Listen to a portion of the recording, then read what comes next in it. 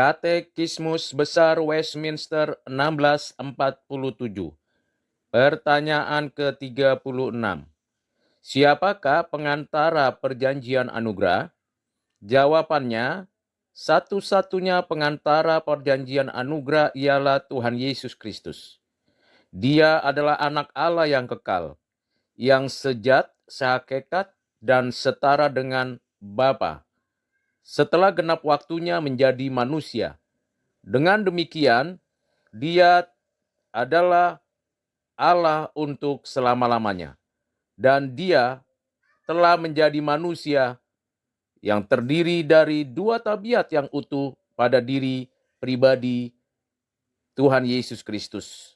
Namun berbeda natur atau tabiat tersebut, tetapi satu pribadi yang tunggal untuk selama-lamanya. Jawaban tersebut dapat kita baca dari 1 Timotius 2 ayat 5, Yohanes 1 ayat 1 dan 14, Yohanes 10 ayat 30, Filipi 2 ayat 6, Galatia 4 ayat 4, Lukas 1 ayat 35, Roma 9 ayat 5, Kolose 2 ayat 9, dan Ibrani 7 ayat 24 sampai 25.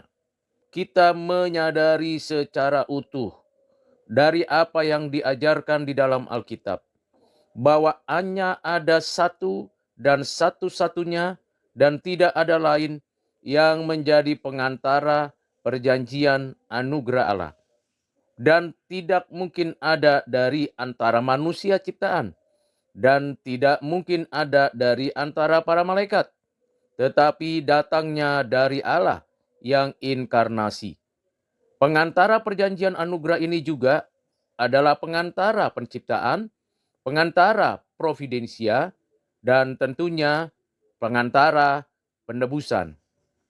Kita bersyukur karena satu-satunya pengantara yang menyatakan dirinya dan hadir di dalam sejarah manusia telah menunjukkan keberadaan kehakikatannya yang setara dengan Bapa di surga dan kesehakikatannya dengan manusia di bumi.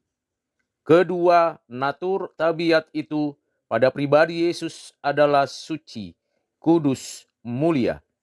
Namun kita harus tahu bahwa kedua natur tersebut tidak saling memberikan suatu perubahan natur.